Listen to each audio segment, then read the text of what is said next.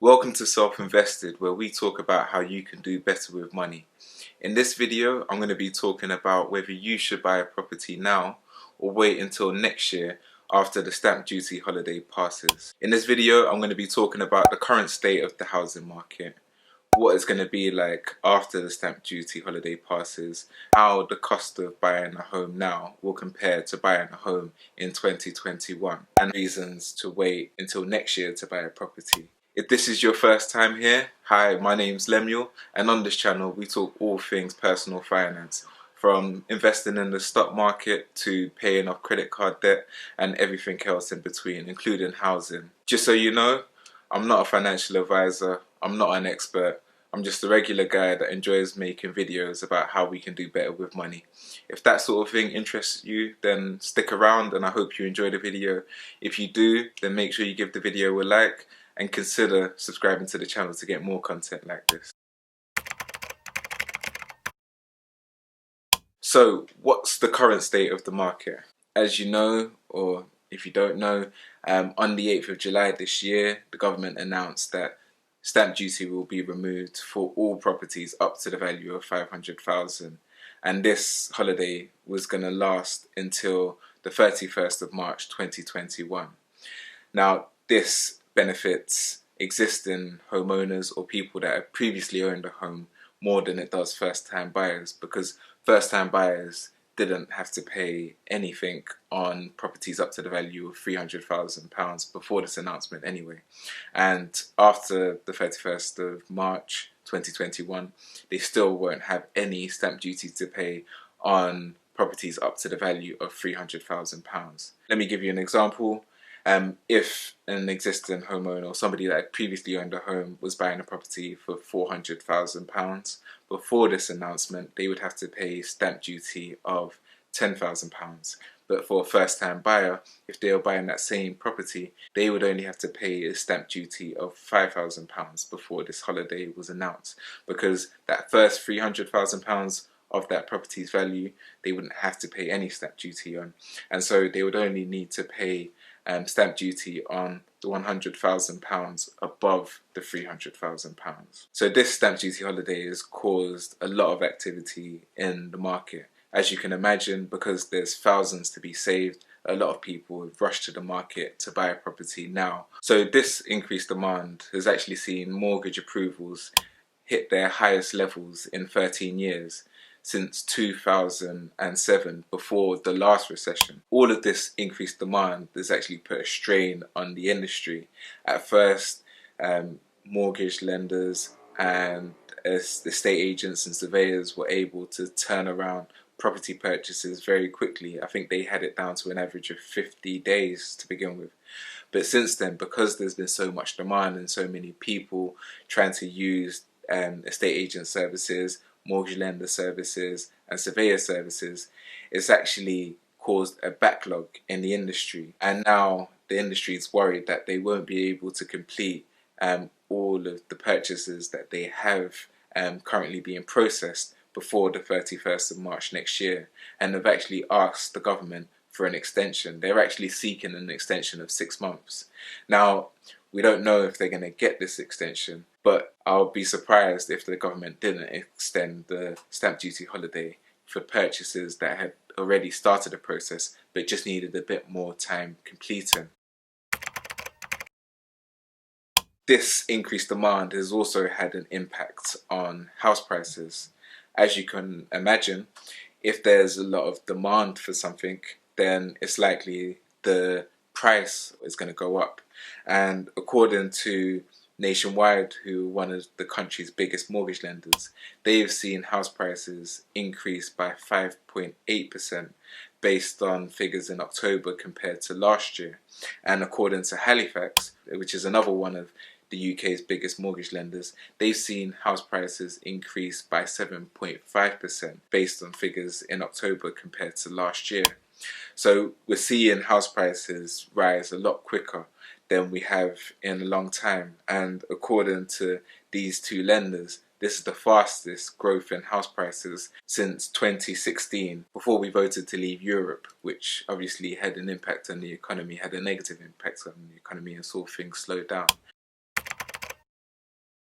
This increased activity and the economic environment has also had an impact on mortgages. If you watched my video last week on the government's announcement to reintroduce 95% mortgages, you know that mortgage lenders have actually removed a lot of their high loan to value mortgages from the market. So it's actually become more difficult to buy a property with a low deposit of 5% or 10%. Also, during this time since the stamp duty holiday was announced, we've also seen the average interest rate for mortgages rise. According to an article that I read, the average rate for a 2-year fixed rate mortgage has gone up from 1.99% in July to 2.38% in October. If you're borrowing a mortgage of $270,000 over 25 years, this increase in interest rate would mean a monthly increase of £52 from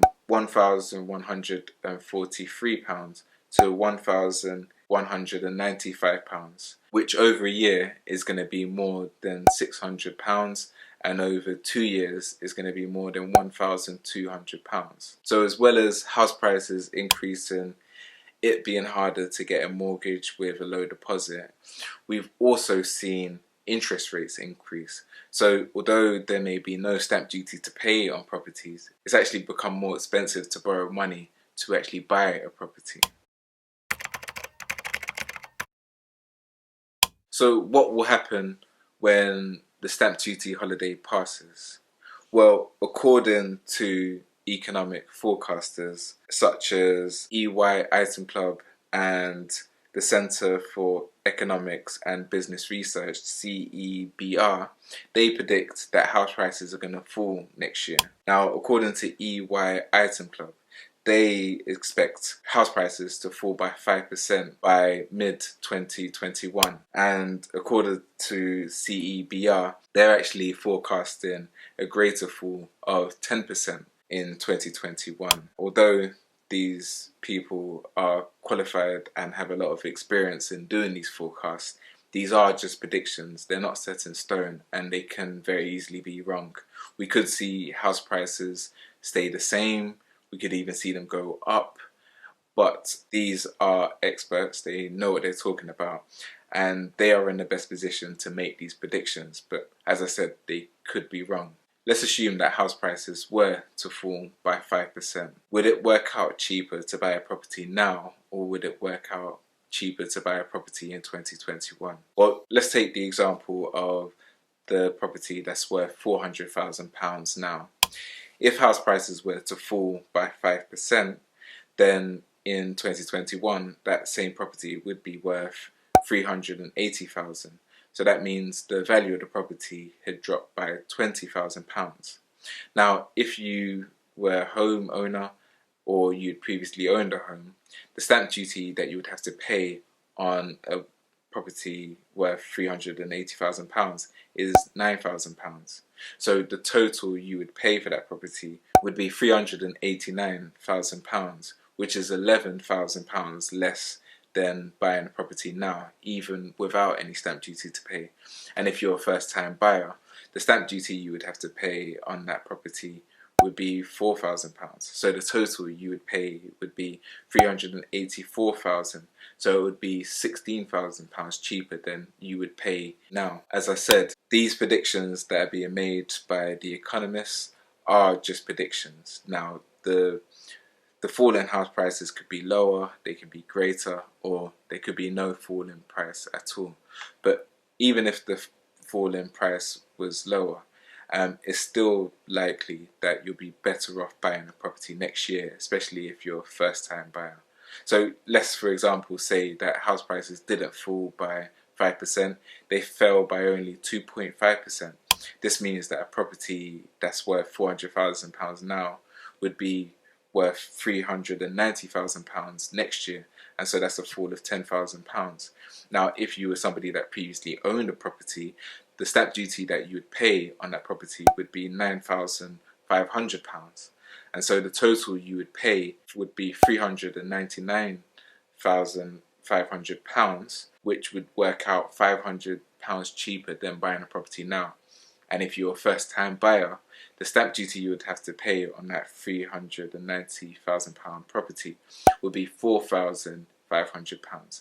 And so the total you would pay to buy that property would be £394,500, which is £5,500 cheaper than it would cost to buy that property now. So you can see from those examples, there is good reason to wait until next year to buy a property, because if house prices do fall, there's a good chance that that fall in value will work out more than the cost of paying for stamp duty. There are some other reasons to wait to buy a property until next year, especially if you're a first-time buyer. If you watched my video last week, you would know that the government recently announced that they're going to reintroduce 95% mortgages. Now, if you watch my video, there should be a link that pops out above my head. You'll know that I think that this is going to be aimed at first-time buyers. So if you waited until next year, there's a good chance, well, I think, don't hold me to it, I'm not an expert, that you would be able to buy a property with a 5% deposit, which you're not currently able to do. And with a 5% deposit, that means that you'll have more properties available to you to buy. Also, if you watch my video on shared ownership changes, I'll provide a link to it just above my head as well. There'll also be links to those videos down in the description.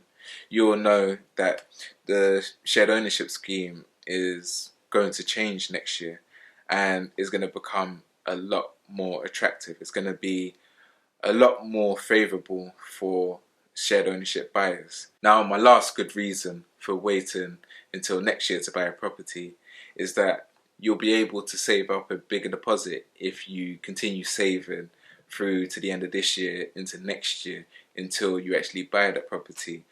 Because you're not buying now, it gives you an opportunity to put more money in your Help to Buy ISA or your Lifetime ISA, or just stash more money away so you've got more money available to you to build a bigger deposit, and so you will have more options when it comes to buying a property next year. So I think those are the three main reasons, other than sort of house prices falling, that I would wait until next year to buy a property. Anyway, that brings us to the end of the video. Please let me know what you thought of it down in the comments. Do you agree with the predictions from these economic forecasters? Do you agree with my observations? Let me know down in the comments. And if you've enjoyed the video, make sure you give the video a like and subscribe to the channel if you haven't. Until the next video, take care. Bye.